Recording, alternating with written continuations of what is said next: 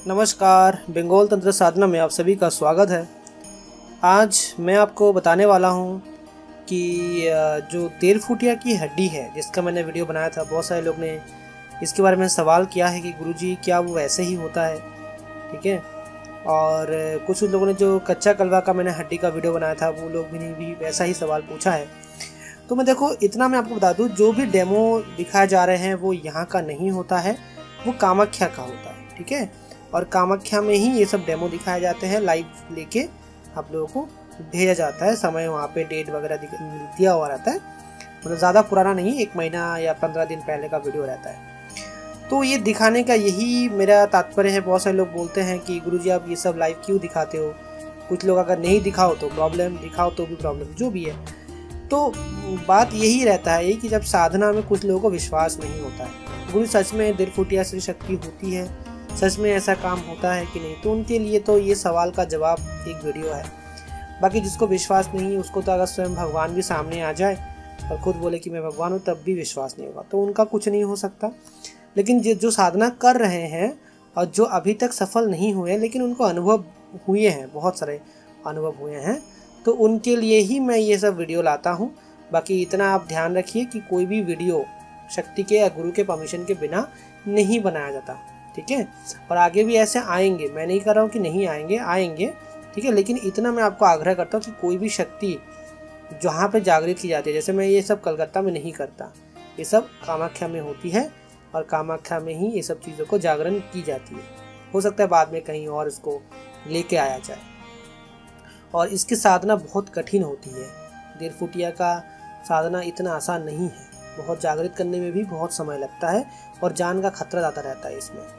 तो इस क्षेत्र में अगर कोई नया साधक चाहता है कि दिलफुटिया लेना, बहुत सारे लोग पूछते हैं कि दिलफुटिया ट्रांसफ़र, तो मैं तो कहूँगा अगर आप नया हो तो ट्रांसफ़र लेने से पहले गुरु दीक्षित हो जाओ। बिना गुरु दीक्षा के अगर इसका आप आगे बढ़े तो आपकी जान का भी खतरा हो सकता है, क्योंकि बहुत ही उग्र शक्ति है। अब ये लेते क्यों हैं? बहुत सारे लोग इसको बेचने के लिए लेते हैं बाहर विदेश में, और ये क्यों बेचते हैं मुझे नहीं पता, ठीक है। लेकिन हाँ, जितना पता है कि सामान को इधर से उधर करने का रहता है काम। लेकिन अगर हम वचनबद्ध नहीं करके दें इनको तो ये काम नहीं करेगा। इसको अगर हम वचन ये वध करें कि जागृत कर लिए, लेकिन हम इसको ऐसा बोले कि अब मैं जो कहूँगा वो आपको करना है, जहाँ से भी कहूँगा आप मेरा सुरक्षा करिए, मेरा परिवार का सुरक्षा करिए, ऐसा अगर मैं कहा तभी वो ये कार्य करेगा, अगर वो वचन देता है तब। इसी को सिद्धि कहेंगे। सिर्फ जागरण करने से, किसी को देने से, बेच देने से इसकी सिद्धि नहीं मिलती। बहुत सारे लोगों का ये थोड़ा सा मतलब क्या बोलता हुआ कि प्रॉब्लम है, वो समझ नहीं पाते कि इसको खरीदने से इसकी शक्ति आपको इस्तेमाल करने का जो है पावर नहीं मिलेगा। जब तक आप इसको पूर्ण तरीके से अपना वचनबद्ध नहीं कराते तब तक आप इससे काम नहीं ले सकते हो। बस शोपीस जैसा रह जाएगा, बोलोगे तो नहीं करेगा कुछ भी, उल्टा आप खाना नहीं दोगे तो आपका प्रॉब्लम क्रिएट करेगा। तो दिलफुटी एक ऐसी चीज़ है जिसको अगर आप अच्छे से खुद थोड़ा सा समझो, खुद थोड़ा सा करो।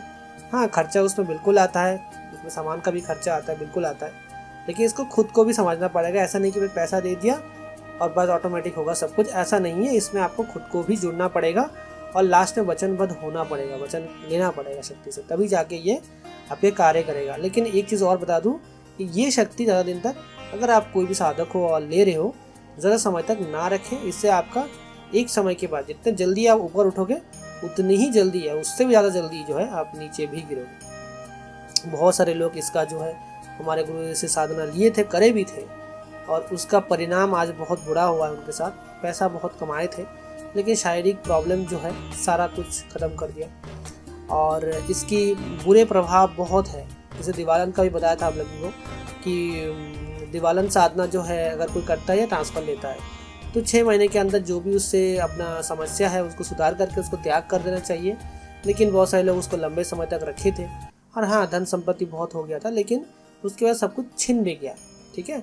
अब कैसे छिना है वो तो आप लोगों को ही पता हो, क्योंकि अब मैंने बहुत पहले इसके बारे में बता चुका हूँ। ये खुद ऐसा करता है कि आपको जुए में डाल देगा, जुए में आप सब कुछ हार जाओगे, आपको गंदी आदत लगा देगा, लड़की का नशा लगा देगा, वहाँ पे पैसे लुटा के आप सब कुछ हार जाओगे, कसिनो में जाके सब पैसे लगा के आप हार जाओगे, दारूबाज बन जाओगे। तो ये सब गुण अगर किसी के अंदर आ जाए तो चाहे उसके बाद कितने भी करोड़ों की संपत्ति क्यों ना, वो गवा देगा सब कुछ दोबारा और वो रोड में आ जाएगा। तो ये वही करता है, पहले देता है, उसके बाद ऐसा कुछ करता है कि सब कुछ उससे छीन जाए।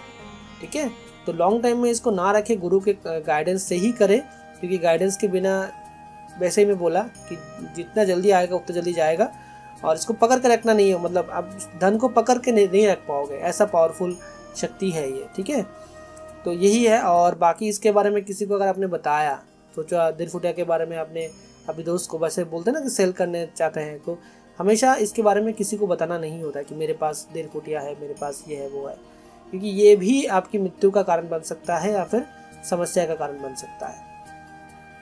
और कोई भी मैं साधक को बोलता हूँ, अगर इसका ट्रांसफर लेते हो तो सेलिंग के लिए पर्पज़ से अगर ले रहे हो तो पहले ही बता दिया करो।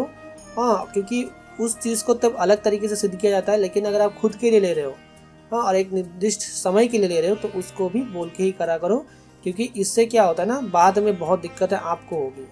ठीक है, मैं तो अपना कवच से अपने आप को सुरक्षा कर लूँगा, लेकिन आप नहीं कर पाओगे।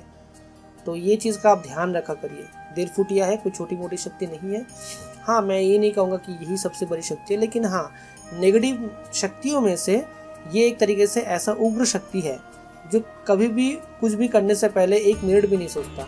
जैसे अगर इससे वशीकरण कराओ, मारण मोचन कराओ, तो ये सेकंड में, मतलब जितनी जल्दी ये करेगा उतना मयंक में भी शायद नहीं होता। लेकिन मैं इसको चलाता इसलिए नहीं हूँ क्योंकि जिसके भी ऊपर चलाया जाएगा शायद वो इंसान पागल भी हो सकता है, इसीलिए मैं इसको नहीं चलाता हूँ। खर्चा इसका नॉर्मल सी जैसे मयंक का है वैसा ही है, उससे थोड़ा बहुत ज़्यादा आता है, लेकिन इफेक्ट जो है बहुत खतरनाक है इसका। अब इंसान बचेगा नहीं तो फिर उसके ऊपर क्या क्रिया करोगे। हाँ, मारन के लिए बहुत अच्छा काम करता है, किसी चीज़ को उठा के लाना, किसी के बारे में वो क्या खा के आया, सब उसके पास्ट के बारे में बताना, प्रेजेंट के बारे में बताना।